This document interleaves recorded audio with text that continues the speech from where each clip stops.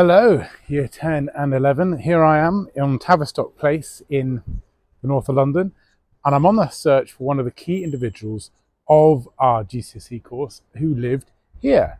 His name, of course, is Vladimir Lenin.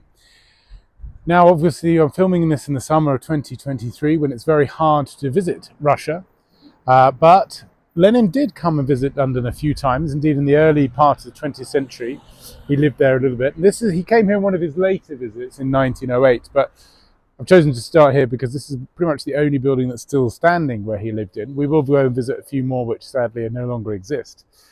But Tavistock Place, where we are, is quite close to the British Library, where, or what was the British Library, now the British Museum, where Lenin liked to go. But we're going to do a little journey around Lenin's London to see what influence London had and how it plays a part for our course. This is another important stop on our Lenin in London tour.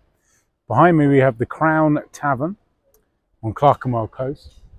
In the early 1900s, when Lenin was living in London, this was the Crown and Anchor. And the story goes, this is the place where Lenin met Stalin for the first time, two very important people in our course.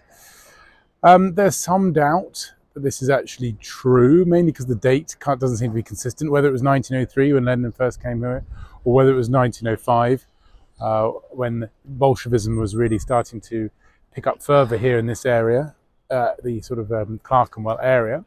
They definitely were in London at the same time, Stalin and Lenin. But some things that put it into doubt as well is that there's a town in Finland that claims that they met there first. I think it's good for us to believe that this is the place where our two key figures in our GCSE course met here. I really do hope so. Although it is true that Lenin didn't really drink. But let's just imagine they met here and discussed Bolshevism. Another thing that gives credence to the pub meeting of Stalin and Lenin is that it is just almost directly next to, you can just about see it there, to what is now the Marx Memorial Library. But at the time, this was the publishing house, or Iskra, which was Lenin's key newsletter that he would publish his Bolshevik ideas. And this is what I'm trying to highlight with our point about London being important in our Lenin story, because this is where he grew his name as a revolutionary. And it all started in that corner window there as he wrote his newsletter. This is Bevin Court in the Clerkenwell area. And in 1903, this was the site of when Lenin, when he first came to London, he moved to. It didn't look like this, of course. This area was known as Holford Square, and it was more like the Georgian buildings that surround this area. But during the Second World War, this whole area was bombed by the German Air Force, the Luftwaffe. And when they rebuilt it, they hired a man called Bertolt Lubetkin, who liked to build buildings in a sort of Soviet style. I think you can quite see it within there. He built lots of Soviet-style buildings like the Finsbury Health Centre and also the Penguin House in London Zoo. However, he built it in the style and he called it Lenin Court, because during the Second World War, the Soviet Union, of course, was our ally, and so this association with Lenin was greatly received by the people of Clerkenwell. Pretty soon, however, the Cold War began, and of course the idea of having Lenin associations here was not so good. Added to that, in the lobby of this building was a statue of Lenin, which had to be removed, and the whole housing association area was changed to Bevin Court, a notable politician of the time.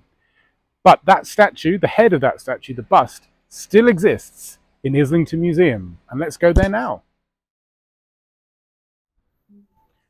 Well, Lenin clearly liked this area. We're just down the road from Bevin Court, or what was originally called Lenin Court, which was originally Holford Square, where, of course, Lenin first moved to in 1903. Just behind me is Percy Circus. Well, in fact, this whole square is Percy Circus, and this is the house where he lived in 1905 on his second visit. And of course, unfortunately, this was all bombed during the Second World War, like Bevin Court was, so it's not the original building. But he stayed here when he was going back and forth to the British Museum, learning more and being able to read more about Karl Marx and communism, and publishing his newsletter Iskra. We are now hopefully going to go to the British Museum to see where he would have gone. It's my favourite, the Moai. Well, I'm in an extremely busy British Museum, but just behind me there is the rotunda of the British Museum, and you can see the impressive roof that it's newly done. This was the location of the British Museum Reading Room, which many of the collections have now been moved to the British Library. But this is where Lenin came to read up all about Marx and Engels and the Communist Manifesto, etc. Many of the books that he wanted to read had been banned in Russia and indeed have been banned around most of Europe. But here in liberal Britain, he was allowed to read them freely and plot the ideas of Russian revolution here. I've made my way to the Three Johns pub in Angel, another pub on our Lenin tour. In 1903, this was called the Fallen Angel, and in 1903, this played host to a meeting of the Russian Social Democratic Labour Party, of which Lenin was in attendance, with several other key figures, including Trotsky and a man called Martov. There was a quarrel, an argument going on in the party between those who supported dictatorship. They felt Russia, the future of Russia, should be in a socialist communist dictatorship, whereas others felt, Martov leading them, felt that Russia should have a democratic future. Lenin and Trotsky were in the dictatorship camp. They had a vote, and they voted to split in two. Those going off on one, known as the hards, the ones that wanted dictatorship, Lenin and Trotsky, and then others went the other way, called the softs, led by Martov, who wanted democracy. Now the softs were much, much bigger. Lenin only had a small group. However, importantly, he had a newspaper. He controlled a newspaper called Iskra, which we saw at the Marx library.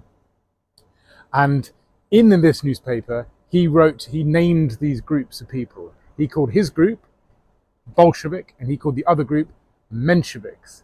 And the joke was on the Mensheviks, really, because Bolshevik means majority, Menshevik means minority. So even though he had the smaller group, he had taken that name. Perhaps the first sign of Leninist propaganda, Soviet-style propaganda. So there we are, Lenin in London. And why is this of any importance? Well, I think London played a key part in Lenin's early life, early political life, where he built up these ideas of revolution. And he would walk around these streets of Bloomsbury and just see the decadence of the bourgeoisie, and would say, no, we're not going to have this in the new Russia. We are going to have a proletariat of the workers. And he took those ideas that he read about in the British Library and took them to the Russian Revolution.